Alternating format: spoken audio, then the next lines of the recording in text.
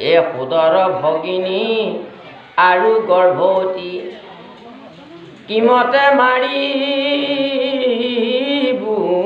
প্ৰাণে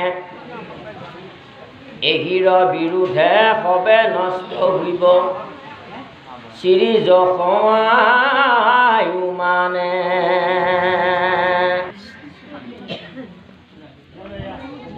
হেন ক্ৰূৰ কৰ্ম কৰে যিটো প্ৰাণী জীৱনে মৰা কি জনা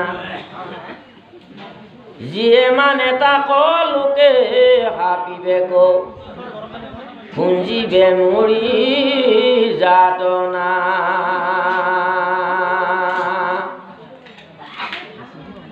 উপযোগ হৰি মাৰি বহু ধৰি থাকো অপেক্ষা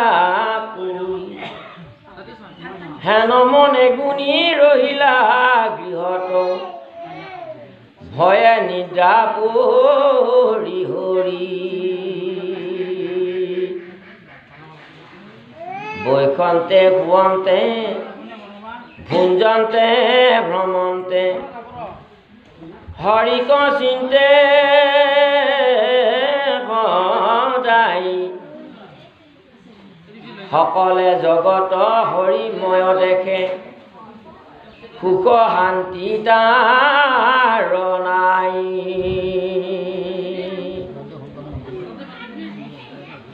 বৈৰভাৱে হ'লেও ভক্তি হৈছে কংসই মৰাৰ পিছত মুক্তি পাইছে কিয় তাৰমানে কেৱল উঠোঁতে কৃষ্ণ বহোঁতে কৃষ্ণ শুওঁতে কৃষ্ণ যাওঁতে কৃষ্ণ খাওঁতে কৃষ্ণ কেৱল কৃষ্ণক কেনেকৈ বধিব পৰা যায় কৃষ্ণক কেনেকৈ বধ কৰিব পৰা যায় সেইটোৱে চিন্তা কাৰণ কৃষ্ণই নহ'লে কংসক মাৰিব কিয় মাৰিব যে কংস যে জগতত বহুত অত্যাচাৰ কৰি দিলে বহুত হত্যা হিংসা কৰিলে বহুত লোকৰ হত্যা কৰিলে বহুত অধৰ্ম কৰিলে বহুত আই মাতৃ বিধৱা কৰিলে কংসই ভাবিছে কেনেকৈ কৃষ্ণক মই মাৰোঁ কেনেকৈ কৃষ্ণক বধো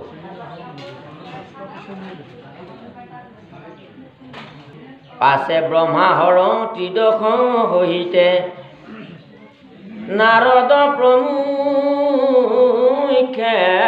ঋষি তুতি কৰিবাক লাগিলা বিষ্ণুক সেহি বন্দিশাল পুখী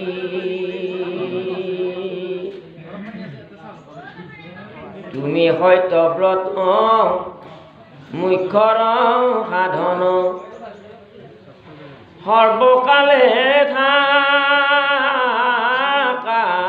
স্বামী মহাপঞ্চভূত তোমাতে উপজে তুমি সৰ্বন্তৰ্যামী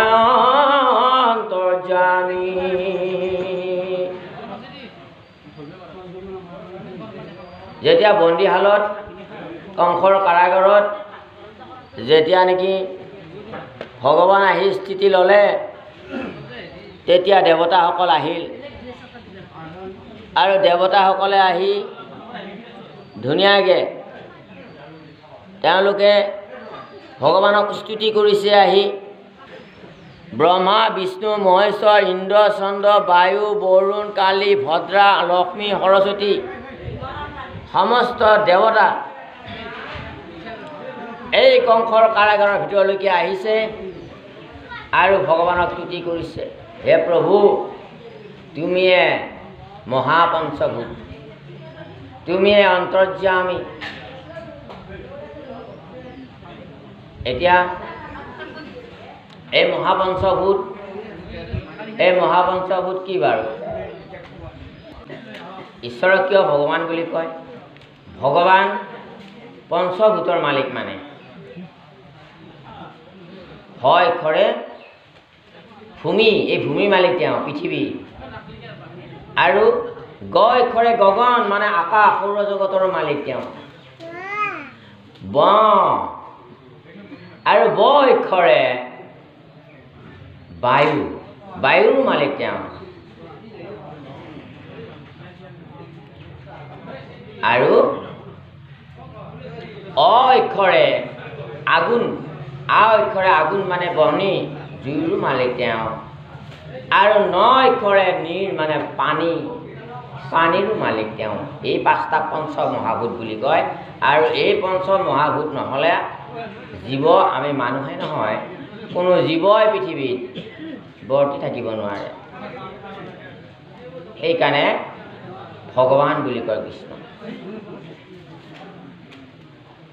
সেইকাৰণে আমাৰ তেওঁ ঈশ্বৰ কিয় সেইকেইটা তেওঁৰ অধীনত আছে সেইকেইটা পান কৰিহে আমি প্ৰাণী জগত চলোঁ সেইকাৰণে সেই পঞ্চভূত অবিহনে আমি জীয়াই থাকিব প্ৰাণীসকল নোৱাৰোঁ সেইকাৰণে তেখেতৰ ওচৰত আমি সদায় শৰণাপন্ন হৈ থাকিব লাগে তেওঁ আমাৰ পৰম পিতা তেওঁ আমাক পালন কৰি আছে সেইকাৰণেহে পালনকৰ্তা বুলি কয় পানী নহ'লে বায়ু নহ'লে জুই নহ'লে আকাশখন নহ'লে বৰষুণ ক'ৰ পৰা হ'ব আকাশ নহ'লে আৰু পৃথিৱীখন নহ'লে কেনেকৈ চলিব জীৱ পাৰিব নেকি কোনোবা চলিব নোৱাৰিব সেইকাৰণে তেওঁ আমাৰ পালনকৰ্তা নাৰায়ণ তেওঁ অন্তৰ্যামী বুলি কৈছে কেনেকৈ অন্তৰ্যামী তেওঁ অন্তৰ্যামী মানে অন্তৰৰ কথা তেওঁ জানি থাকে কেনেকৈ জানে যে আত্মাৰূপে সকলোৰে সবাৰে হৃদিতে আছোঁ মই হৰি সবাকো মানিবা তুমি বিষ্ণু বুদ্ধি কৰি কুকুৰৰ শ্ৰীগালৰ ঘৰৰ ভৰু আত্মাৰাম জানিয়া সবাকো কৰি কৰিবা প্ৰণাম সকলোৰে আত্মাৰ ৰূপে আমাৰ হৃদয়ত ভগৱান বিৰাজমান হৈ আছে আমাৰ অন্তৰৰ মনৰ কথা জানি আছে সেইকাৰণে অন্তৰ্যামী বুলি কয় ভগৱান আছে কাৰণে আত্মা আছে কাৰণে চকুৱে দেখিছে কাণে শুনিছে নাকে গোন্ধ লৈছে বিবেক মন বুদ্ধি সমস্ত কাৰ্য চলি আছে কিন্তু ভগৱান যেতিয়া আমাৰ শৰীৰৰ পৰা আত্মাটো ওলাই যাবগৈ দেহটো আৰু জড় হৈ যায় এই দেৱতাসকল আমি এইকাৰণে পৃথকাই বুজিব প্ৰয়োজন নাই যে আমি ভগৱানক পুজিলে দেৱতাসকল এনে পূজা পাই যায় সেইকাৰণে কৃষ্ণক পুজিলে পূজা সমস্তৰে হয় পৃথকে বুজিলে পূজা কেহো নলয় আপোনাৰ ভোকাটোৰ মানুহ এজনে যদি অন্নমুঠি যেতিয়া নেকি মুখ গহ্বৰেৰে খাই আমাৰ পেট গহ্বৰলৈকে যেতিয়া গুচি যাব হৃদয় আত্মা যেতিয়া নেকি শান্তি পাব ভোক পুৰাব হৃদয় আত্মা তেতিয়া শান্তি পাব আৰু তেতিয়া আপোনাৰ চকু আৰু নাক আপোনাৰ কাণ আপোনাৰ শ্ৰৱণ শক্তি দৃষ্টিশক্তি ঘ্ৰাণ শক্তি আপোনাৰ স্মৰণ শক্তি আপোনাৰ চলন শক্তি সকলো শক্তিয়ে আপুনি জাগৃত হৈ যাব মানে মানুহজন সুস্থ কিন্তু এজন যদি ভোকাটোৰ মানুহে খুব বেছি ভোক লাগিল বুলিয়ে যদি কেইটামান অন্নমুঠি যদি কাণেৰেও কেইটামান সোমাই দিওঁ চকুৰেও কেইটামান সোমাই দিওঁ নাকেৰেও কেইটামান সোমাই দিয়া যায় তেতিয়াতো ভোক নপলাব তাৰমানে অন্তৰাত্মাই হৃদয়ত যেতিয়া পাইছে তেতিয়া সমস্ত দেৱতাবিলাক তুষ্ট হৈ গৈছে কিন্তু পৃথকে যদি চকুৱে মুখে নাকে যদি দিব যাওঁ পেটৰ ভোক কিন্তু নপলাব সেইকাৰণে কৈছে কৃষ্ণক পুজিলে পূজা সমস্তৰে হয় পৃথকে পুজিলে পূজা কেহো নলয় দিব পাৰিব কিন্তু ভোক নপলাব সেইকাৰণে আমি ঈশ্বৰ সত্য জগত মিঠা সেই আত্মাটো আছে কাৰণে আমাৰ শৰীৰত দেৱতাসকল শক্তিমান হৈ আছে আমি নিজকে ভাবিছোঁ বোলে মই মীৰা আই বোলে মই ধনিষ্ঠা আই বোলে মই যদুবাপ বোলে মই মধুবাপ আমি এনেকৈ ভাবিছোঁ কিন্তু প্ৰকৃতাৰ্থত এই নিৰঞ্জনপুৰ এখন ভগৱানৰ শৰীৰটো এখন নিৰঞ্জনপুৰ ইয়াত ভগৱান আমাৰ হিয়াৰ ভিতৰতে বহি আছে হিয়াখনে আমাৰ বৃন্দাবনত কৃষ্ণ বহি আছে আত্মাৰূপে আৰু ভগৱান য'ত থাকে দেৱতাসকলে ভগৱানক সেৱা কৰি থাকে কেনেকৈ যে আদিত্য শক্তি চকুত থাকে আজি তাৰ এতিয়া ৰাতিপুৱাৰ পিছতে যেতিয়া সূৰ্য উদয় হ'ল গোটেই পৃথিৱীখন পোহৰ হৈ গ'ল ক'লৈকো যাবলৈ ভয়ভীত নালাগে সূৰ্যটো অস্ত যোৱাৰ পিছত যেতিয়া আন্ধাৰ নামি আহিব ইখন গাঁৱৰ পৰা সিখন গাঁৱলৈ যাব লাগিলেও অকণমান এটা ভয় ভাৱ আহিব আন্ধাৰত যাব আপুনি পোহৰৰ ব্যৱস্থা লৈ যাব লাগিব গতিকে আমাৰ ভিতৰত যিটো আত্মা আছে তেওঁ কৃষ্ণ আৰু এই দেৱতাসকলৰ শক্তিবিলাক আমাৰ গাতে বিৰাজমান হৈ আছে। কেনেকৈ যে সূৰ্যৰ আদিত্য শক্তি আমাৰ চকুত আছে, আমি পোহৰ পাওঁ চকুতে। জিভাত বৰুণ, জিভাত পানী আহি থাকে, জিভাত মানুহবিলাকৰ মানুহ মৰিলে জিভাত পানী নাহে। বৰুণৰ দেৱতাৰ শক্তিটো আমাৰ জিভাতে আছে। বোলে বাক্যত বহনি নাকত অশ্বিনী কুমাৰ, আমি সকলো বস্তুবিলাকৰ গোন্ধ পাওঁ, ঔষধি গোন্ধটো আমি নাকেৰে। গতিকে এই স্বৰ্গৰ দুজন বৈদ আছে, তেওঁলোক স্বৰ্গৰ ডক্তৰ, তেওঁলোকে এই আমাৰ নাকত আহি আশ্ৰয় লৈ আছে, সেইকাৰণে আমি বস্তুবিলাকৰ গোন্ধ পাওঁ। চৰ্মত বায়ু, আমাৰ ছালেৰে বায়ু অহা যোৱা কৰি আছে, আমি বহুকোষী জীৱ আৰু সমস্ত একোষীৰ পৰা বহুকোষী জীৱলৈকে আমাৰ অহা যোৱা বায়ু কৰি থাকে, বায়ু চলাচল হৈ আছে। বায়ু দেৱতা আমাৰ ছালত আছে। পদত বিষ্ণু, আপুনি চৰণত স্বয়ং বিষ্ণু থাকে, কৃষ্ণ থাকে, বিৰাজমান হয়। আপুনি বিৰাট ডাঙৰ দোষ এটা কৰিলে নাজানি আপোনাক দণ্ড দিবৰ কাৰণে ওলাইছে। আপুনি যদি কিবা কাৰণত ভৰিখন চুই দিয়ে, প্ৰভু মোক ক্ষমা কৰি দিয়ক বুলি, আপোনাৰ কষ্ট কিছু হ'লেও হ্ৰাস পাই যাব। কিন্তু যদি চিধাই যায় হাতখনত ধৰে, কিন্তু আৰু খং বাঢ়ি যাব মানুহ। তাৰমানে বিষ্ণু, সৎগুণত বিষ্ণু চৰণত ধৰাৰ লগে লগে ভগৱানৰ সেই সৎগুণটো মানুহৰ মনটোলৈকে আহি যায়। খং হৈ আছিল মানুহটোৰ, তম গুণতে আছিল, কিন্তু ভগৱানৰ আপুনি আশ্ৰয় ল'লে, তেওঁৰ চৰণত ধৰিলেনে, মানে ভগৱানৰ আশ্ৰয় ল'লে। আপুনি লোৱাৰ লগে লগে ভগৱান যিহেতু সৎগুণত কৃষ্ণ, গতিকে তেওঁৰ মনটো লাহেকৈ ভাললৈকে আহিল, মানে সৎগুণত ট্ৰেন্সফাৰ হৈ গ'ল। এই দেৱতাসকল আমাৰ দেহতে আছে আৰু কৃষ্ণ আত্মাৰূপে দেহৰ ভিতৰত বহি আছে। গতিকে যিয়ে জ্ঞান কৃষ্ণক জানিবৰ কাৰণে, এই আত্মাটোক জানিবৰ কাৰণে, নিজক জানিবৰ কাৰণে যিয়ে নেকি ইচ্ছুক আৰু জ্ঞান অৰ্জন কৰিব, তেওঁকে অৰ্জুন বুলি কোৱা হয়। যিয়ে অৰ্জন কৰে সত্যৰ উপলব্ধি, যিয়ে অৰ্জন কৰে আত্ম উপলব্ধি, তেওঁক অৰ্জুন বুলি কোৱা হয়।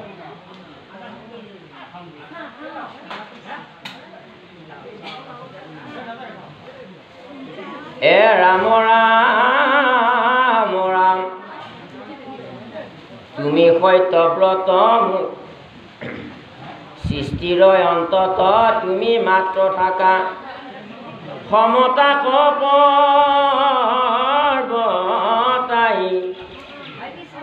তোমাৰ চৰণে পখিলো হৰণে, তুমি বিনা গতি নাই।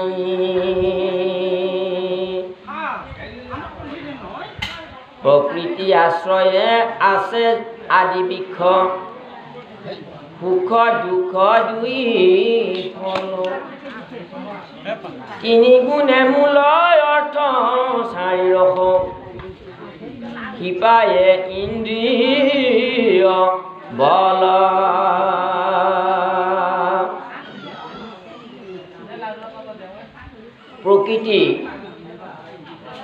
প্ৰকৃতিকে দুই প্ৰকাৰ বুলি কৈছে শাস্ত্ৰই। আমি প্ৰকৃতি বুলি ক'লে কিছু অৰ্থত আমি আই মাতৃসকলক বুজোঁ, আৰু কিছু অৰ্থক আমি এই যিটো নেচাৰেলিটি, যিটো প্ৰাকৃতিক পৰিৱেশ, যিটো ঈশ্বৰৰ লীলা মায়া, এইটোকো প্ৰকৃতি বুলি ভাবোঁ। কিন্তু প্ৰকৃতি গীতাত দুই প্ৰকাৰ বুলি কৈছে, পৰা আৰু অপৰা প্ৰকৃতি।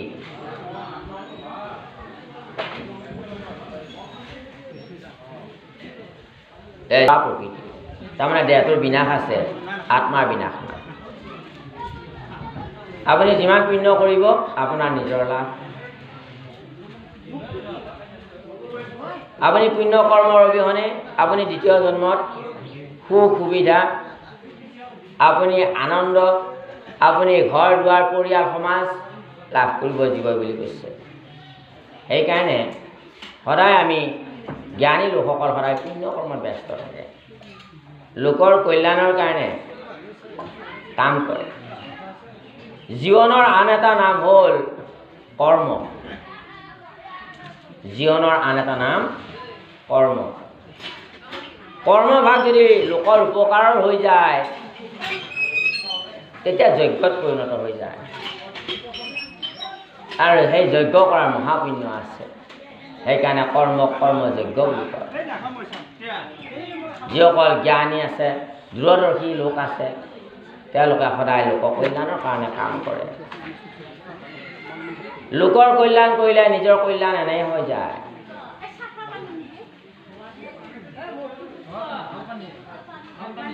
ইয়াতে কাকতি বাপ প্ৰভুজনাই এটা হাতী ল'লে। ওচৰৰ মানুহজনৰ এজন ডাঙৰ গছ এডাল খাল এটাত পৰিল, পুখুৰী এটাত পৰিল। এতিয়া আপুনি এখেতৰ হাতীটো নি আপুনি গছডাল তোলাৰ সুবিধা পালে, নহ'লে বহু দূৰৰ পৰা হাতী বিচাৰিব লাগিলহেঁতেন। কিন্তু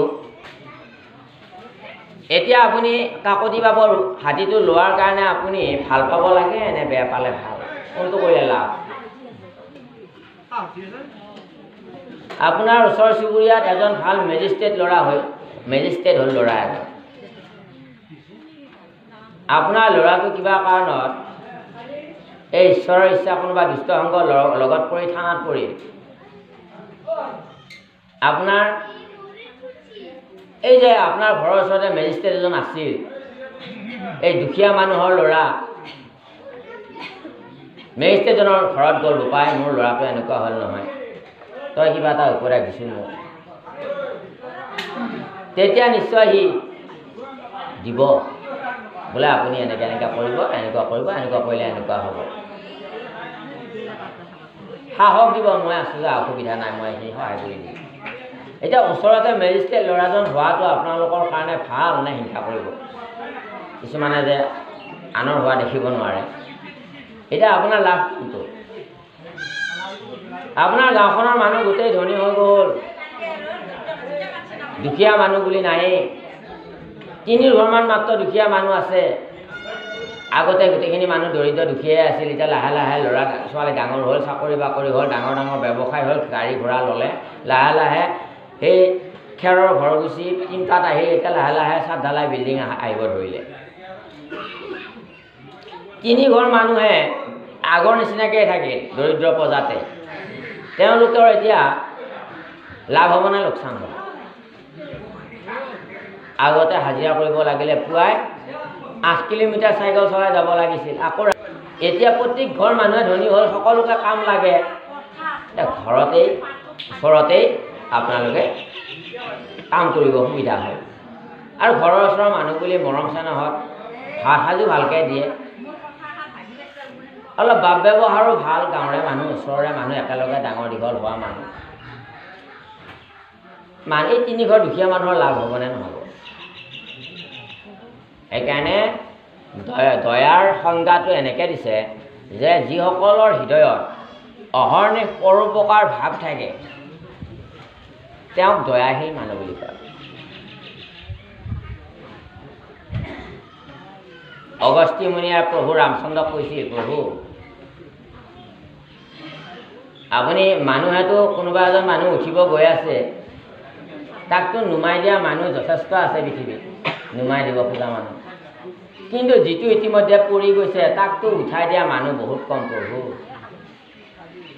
সেইকাৰণে আপোনাৰ চৰণ দুখানি অকণমান এই শিলটোত লগাই দিয়াচোন প্ৰভু।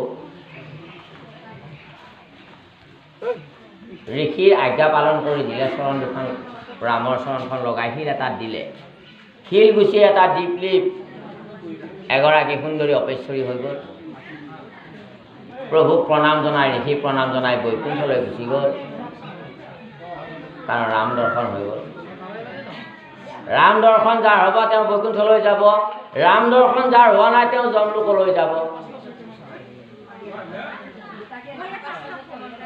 কাৰণ ৰামৰ ভকত কেতিয়াও যমৰ নগৰত নাযায়, কৃষ্ণৰ ভকত যমৰ নগৰত নাযায়।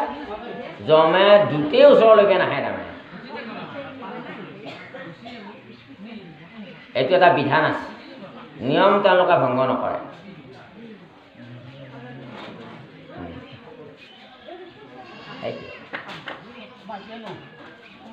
আপোনালোকে এতিয়া ৰামৰ ওচৰলৈকে আহিছে, আপোনালোকৰ চিন্তা নাই আৰু।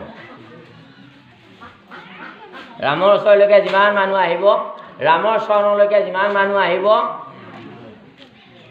তেওঁলোকক আৰু জন্মৰ যাতনাৰ পৰা তেওঁলোক হাত সাৰিছে। সেইগৰাকী আছিল অহল্যা।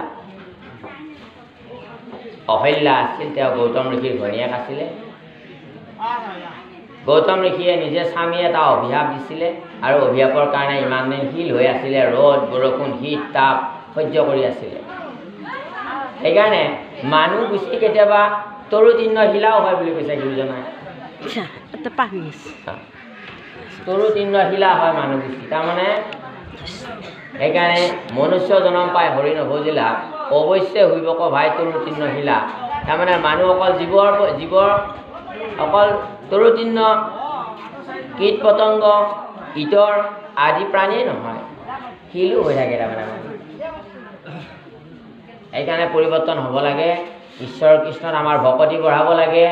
আমি প্ৰতিখন ঘৰ সুন্দৰভাৱে ৰাতিপুৱাৰ পৰা সন্ধিয়ালৈকে অন্তত গুৰু সেৱা ভাগ, কোনোবা ভকত বৈষ্ণৱ গ'লে এটা ধূপ দি হ'লেও এটা সেৱা ভাগ আমি ল'ব লাগে।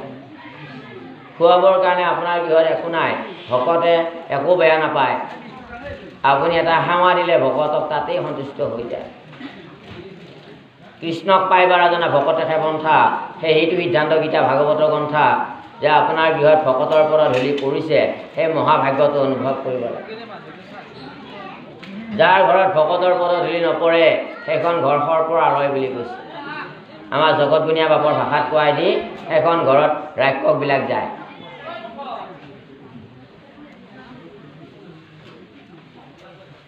বগাসুৰ, অকাসুৰ, পুতনা, শিশুপাল আৰু শূৰ্পণখা, কুজি মন্থৰা, কংস, ৰাৱণ এনেধৰণৰ মানুহবিলাক অহা যোৱা কৰা হ'ব সেইখন ঘৰত। সেইখন ঘৰৰ বাতাবৰণটো বেয়া হ'ব, নিয়ম নীতি নাইকিয়া হ'ব। এই প্ৰকৃতিত এডাল আদি বৃক্ষ আছে। এই আদি বৃক্ষডাল হ'ল কি জানেনে? এই বৃক্ষডালৰ দুটা হ'ল ফল, এটা হ'ল সুখ আৰু আনটো হ'ল দুখ। আৰু এই গছডালৰ ইয়াৰ মূল হ'ল তিনিটা, গুৰি তিনিটা। কিন্তু গছডাল এডালে গুৰি তিনিটা অংশ গুৰিটোৰ, মানে এই দেহাটো গছৰ লগত তুলনা কৰিছে। এই তিনিটা মূল আমাৰ সাত্বিক, ৰাজসিক আৰু তামসিক তিনিটা গুণ আমাৰ শৰীৰত চলি আছে। যেতিয়া ৰাজসিক গুণ আৰু তামসিক গুণটো হয় এনেকুৱা যে আমাক ধৰ্ম কৰাৰ পৰা বিচলিত কৰি ৰাখে, পাপ কম কৰিবৰ কাৰণে ভোগবিলাকত খুব আনন্দ লাভ কৰি থাকে। এই দুটা গুণে পুণ্য কৰ্ম কৰাৰ পৰা আমাক বিৰত ৰাখে।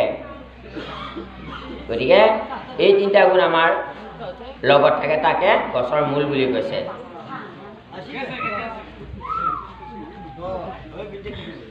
অৰ্থ চাৰি ৰস, ইয়াৰ ৰস বোলে চাৰিটা। সেইটো হ'ল এই ধৰ্ম অৰ্থ কাম মুখ্য, এই চাৰিটা বস্তুৱে আচল ৰস। যিয়ে নেকি যাৰ জীৱনত এই জ্ঞান লাভ কৰিব, তেওঁ জানিব তেওঁ নিজৰ জীৱন ধন্য কৰিব পাৰিছে।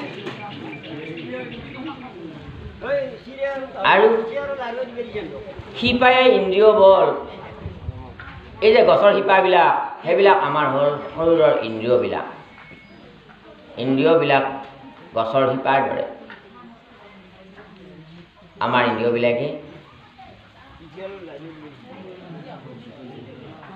ইন্দ্ৰিয়বিলাকে মনৰ বশ হৈ মনে বিচৰা বস্তু মনৰ আজ্ঞা মানি কাম কৰি থাকে। সেইকাৰণে জীৱাডালক কৈছে, হে জীৱা তই নুবুলস হৰি বাণী, যে জীৱা কৈছে তুমি কিয় হৰি নুবোলা? হৰি বুলিবলৈ লাজ কৰে, ৰাম বুলিবলৈ ক'লে লাজ কৰে। যি নেকি মহান মহান পুৰুষসকলে লৈ আছে ৰাম নাম, হৰি নাম। কিছুমান মানুহ আছে মানুহৰ আগত কৃষ্ণ বুলি ক'বৰ কাৰণে লাজ কৰে। কৃষ্ণ নামৰ মহিমা আছে। সেইকাৰণে কৃষ্ণ বুলি কোৱাৰ পিছত যদি ওলোটাই কৃষ্ণ বুলি নকয়, এই কোৱাজনৰ এটা অপৰাধ ঘটে। সেইকাৰণে যাকে তাকে ঈশ্বৰৰ নপাতই শ্ৰদ্ধা নকৰয় কাণ তাক যিটো দেই নামক দান অধক যাই সিও হৈবে কলা বাঢ়িব তাৰ কাণত পত হলা। যিয়ে শ্ৰদ্ধা ভক্তি নকৰে ঈশ্বৰৰ নামক, তাক যোনে নাম দান দিয়ে, যোনে ভাগৱত কথা কয়, সেই কোৱাজনৰো পাপ আছে। সেই কৰ্মটোৰ কাৰণে জন্মদূতে ধৰি তেওঁক লোহা গৰম কৰি কাণৰ ভিতৰলৈ সোমাই দিয়ে।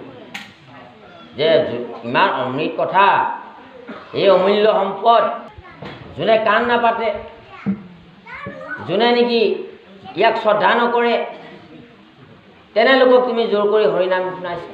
এইটো দোষ আছে, যে বিধান আছে, এইটো আইন আছে। যমৰ লোকত বিষ্ণুৰ ওচৰত এখন আইন আছে। এই আইনত আপুনি অপৰাধী হৈ যোৱা যায়। আৰু অপৰাধী হ'লে আপোনাক সেই ধাৰামতেতো শাস্তি ভুগিবই লাগে। সেইকাৰণে কৃষ্ণৰ কথা সময় যোনে থাকে আন কথা পাতি অন্তকালে যমদূতে ধৰি তাকো কৰে উগ্ৰ শাস্তি। কৃষ্ণৰ কথা শুনিবলৈ অহাটো ভাল, কিন্তু শুনিবলৈ আহি যদি হুলস্থুল কৰি যদি আন কথা পাতি থাকে, তেতিয়া কিন্তু যমদূতে ধৰে সেইজন মানুহক সেই দোষটোৰ কাৰণে আৰু উগ্ৰ শাস্তি দি দিয়ে। দুজন আপোনাক এটা কাহিনী কওঁ, আমি নাম নকওঁ। মই দুজন ব্যক্তি লগ পাইছিলোঁ জীৱনত। যেতিয়া এজন বাপক সুধিলোঁ যে এই দুজন কোন, সেই বাপজনাই মোক ক'লে কাহিনীটো। বোলে এনেকৈ নামঘৰত যায় কাতি মহীয়া পাঠ হয়, আৰু দুইজনে গৈ চুক এটাত বহি ল'ব, লৈ দুনিয়াৰ বাহিৰা কথা মেল মাৰি থাকিব, হাঁহি খিকিন্দালি কৰি থাকিব। ভাগৱত পাঠকজনে বৰ কষ্ট পায়, আৰু ভাগৱত শ্ৰোতাখিনিয়ে বিৰাট কষ্ট পায় মনত। কিন্তু তেওঁলোকক বাধা দিলেও নামানে। যদি আৰু কোনোবাই কিবা এটা ক'ব, সভাৰ মাজতে দপদপাই উঠিব, মানুহৰ সন্মান নাইকিয়া কৰিব, সভাসদখন বিশৃংখল কৰিব। এনেকৈ সদায় সন্তৰ মনত দুখা সিহঁত দুটাৰ মানুহ, সেই দুজন ব্যক্তিৰ কাৰণে। চাব, এদিন ৰাসৰ সময়, ঠিক এনেকুৱা সময়, ৰাসৰ পৰা পূৰা মানে ডেকা ল'ৰা কেইজনমান, সিহঁত মানে একদম অস্থিৰ অৱস্থাত মাজৰাতি সিহঁতে পূৰা গাড়ী বাইক চলাই আহিছে, ধুমধামেৰে ধম ধম কৰি যে বাইক চলাই তেনেকৈ আহিছে। নামঘৰৰ পৰা দুজনে ওলাই ঠিক চেণ্ডেলযোৰ পিন্ধি ঠিক মানে ৰাস্তা ল'ব আৰু এই মানে দুজনকে খুন্দা মাৰিলে এখন বাইকে আহি। এজন এটা চিটিকি গৈ দূৰত পৰিল, এজন গৈ একদম চিটিকি গৈ দুফালে দুটা পৰিল গৈ।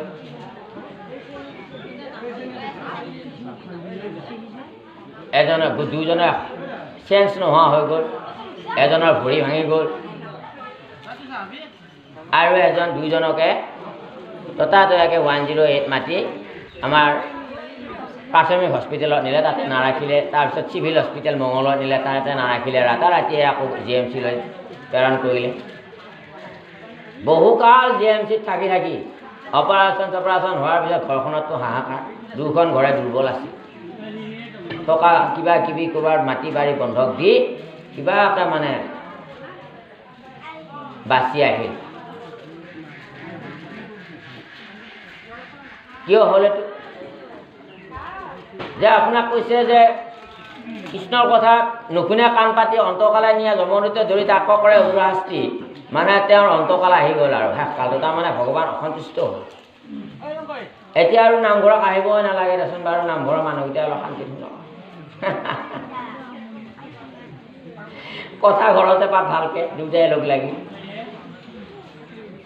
হৰিখনে যেতিয়া নাই, এতিয়া নামঘৰত কেনেকৈ আহিব? তেওঁলোকে দুজনে লগ লাগি তাতে কথা পাতি থাকে আৰু।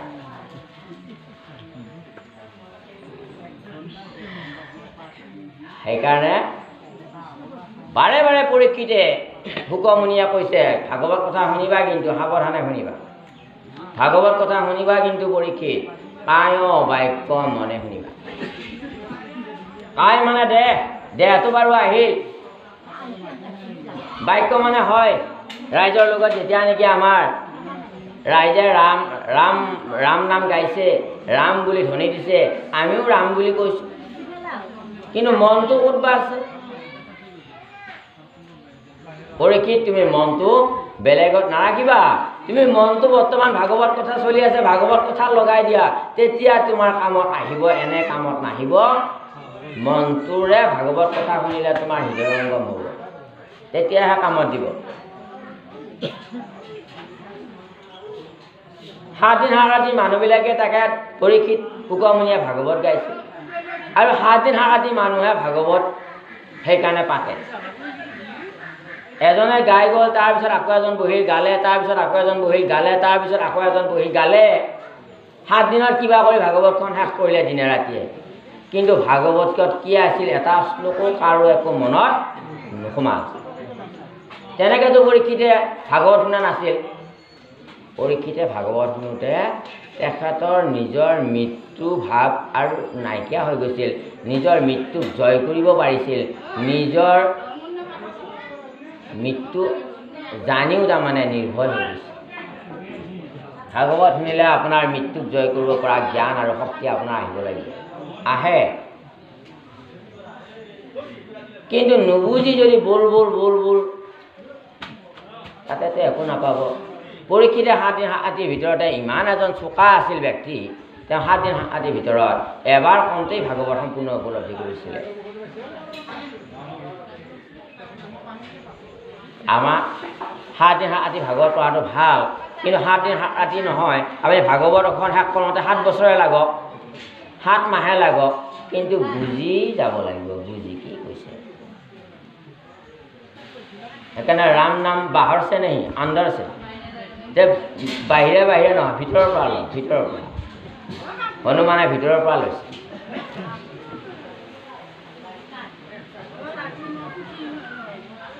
প্ৰহ্লাদে ভিতৰৰ পৰা লৈছিল, বিভীষণে ভিতৰৰ পৰা লৈছিল, মহাদেৱে কৈলাশত ভিতৰৰ পৰা লৈছিল, দেৱৰ্ষি নাৰদে ভিতৰৰ পৰা লৈছিল, ভুৱমনুই ভিতৰৰ পৰা লৈছিল, কপিলদেৱে ভিতৰৰ পৰা লৈছিল, বলি ৰজাই ভিতৰৰ পৰা লৈছিল, অম্বৰীশ ৰজাই ভিতৰৰ পৰা লৈছিল, জনক ৰজাই ভিতৰৰ পৰা লৈছিল। ভিতৰৰ পৰা ল'লেহে পাব, ওপৰ সে নেহি অন্দৰ সে। ভিতৰৰ পৰা ল'ব লাগিব, আত্মাৰে ল'ব লাগিব। তেতিয়া আপোনাৰ এই বস্তুখিনি ভিতৰত জাগৰণ হ'ব, ভক্তিটো ভিতৰত বীজটো আহি যাব। ঘোষাটো গাই আছোঁ, কিন্তু মনটো আছে বেলেগত, তেতিয়া আপোনাৰ এইটো অশ্ৰদ্ধাৰে কৰ্ম কৰা ফল বুলি কৈছে। আপুনি সেইখিনি সময় ঈশ্বৰক প্ৰাৰ্থনা কৰিছে, ঈশ্বৰৰ ৰূপটো আৰু ঈশ্বৰৰ চৰণ ৰূপান অকণমান ধ্যান কৰি প্ৰাৰ্থনাটো কৰক, তেতিয়া আপুনি ৰসটো ভিতৰত পাব, প্ৰভুৰ ওচৰলৈকে যোৱাৰ এটা সুবিধা হ'ব। ভক্তিটো লাহে লাহে লাহে লাহে একেবাৰে আগুৱাই যাব।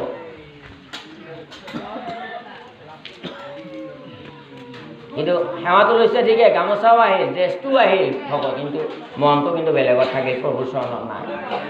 সেইকাৰণে কৈছে, অ' ভাই মুখে লোৱা নাম হৃদয়ে ধৰা ৰূপ, এতেকে মুকুতি পাইবা কৰিলো স্বৰূপয়ে। বোলে হাতে মুখেদি নাম লোৱা, হৃদয়ে ধৰা ৰূপ, এতেকে মুকুতি পাইবা কৰিলো স্বৰূপ বুলি কৈছে গুৰুজনাই। আপুনি এইটো কৰিলে স্বৰূপতে কিন্তু মুক্তি পাই যাব। প্ৰাৰ্থনা কৰিছোঁ, ঈশ্বৰ চিন্তনটো, ঈশ্বৰ চৰণ দোকান হৃদয়ত আনিব যত্ন কৰিব লাগিব। আপোনালোকৰ শৰণত আপোনাক ভগৱানৰ কথা কয় নহয়, কেনেকুৱা ভগৱান কয় নহয়, কয়। আৰু সেই ৰূপটো চিন্তা কৰিব লাগে। চৰণ দুখানি পদুম ফুলৰ পাহিৰে সুকোমল, আঙুলিকেইটাত ৰত্নৰে সোণৰে উজ্জ্বলিত আঙুঠি পিন্ধা, আঙুলিৰ অগ্ৰভাগ সুন্দৰ ৰঙচুৱা পদুম ফুলৰ নতুনকৈ ওলাই অহা পাহিৰ দৰে, চৰণৰ তলুৱা সুন্দৰ ৰঙা, ধ্বজ বজ জৱ পদ্ম অংকুশ 5টা চিহ্ন ভৰিৰ তলত আছে। আপুনি অনুভৱেৰে চাই থাকক। নখ চন্দ্ৰবিলাক বৰ উজ্জ্বল আৰু এই প্ৰভুৰ চৰণৰ ঠিক আঁঠুৰ তলত চৰণৰ ওপৰত ভৰিৰ পতাৰ ওপৰত সুন্দৰ নুপুৰ পিন্ধা আছে। ঝুনুক ঝুনুক বাজে খোজকাঢ়ি আৰু বোলে গোটেই চৰণ দুখানি সুন্দৰ নতুনকৈ ওলাই অহা পদুম ফুলৰ পাহিৰ দৰে সুন্দৰ সুঠাম। চাই থাকিলে দৃষ্টি ভৰি চাই থাকো লাগে। মন শান্ত হৈ যোৱা সেই চৰণৰ যুগল, য'ত নেকি সমস্ত চৰাচৰ বিশ্ব ব্ৰহ্মাণ্ডৰ ব্ৰহ্মা বিষ্ণু মহেশ্বৰকে আদি কৰি সমস্ত দেৱতা, নাগ লোক, পৃথিৱী লোক, গন্ধৰ্ব লোক, বৈকুণ্ঠ লোক, গোলোকধাম, পৃথিৱী, অনন্ত কোটি ব্ৰহ্মাণ্ডৰ লোকে, আনকি সাগৰ মহাসাগৰ নদ নদী সমস্তই যাৰ চৰণত উপাসনা কৰি আছে, সেই পৰম প্ৰভুৰ পাদপদ্ম ভকতৰ অভয় চৰণ, য'ত শৰণ ল'লে ভকতৰ ভয় নাগ হয়, য'ত শৰণ ল'লে ভকতে পৰম শক্তি লাভ কৰে, কৃপা লাভ কৰে আৰু বৈকুণ্ঠ প্ৰাপ্তি হয়, নৰকৰ পৰা উদ্ধাৰ হয়, মহা মহা পাপৰ পৰা উদ্ধাৰ পাব পাৰে। সেই চৰণ দুখান আমি এক নিমেষ হ'লেও চিন্তা কৰি আমি ঘোষা গাব লাগে। আমি ভকত আহিলেও ঈশ্বৰ মূৰ্তিহে দেখিব লাগে। ঠিক তেনেকৈ পুৱা সন্ধ্যা ঈশ্বৰ গুৰু সেৱা কৰোঁতে এই আচৰণটো আমি সদায় ৰাখিব লাগে।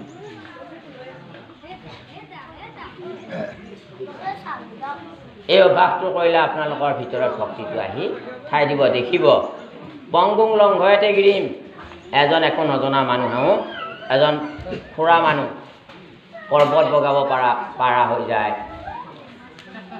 ঠিক তেনেকুৱাকৈ একো নজনা মানুহজনো লাহে লাহে ভগৱানৰ কৃপাবিলাক পাব, জ্ঞানবিলাক পাব, ভগৱানৰ লীলাবিলাক দেখিব, ভগৱানৰ ওপৰত বিশ্বাসটো বাঢ়িব। ভগৱানৰ ওপৰত বিশ্বাসটো অনা ইমান সহজ নহয়। এই অভ্যাসটো কৰিলে বাঢ়িব।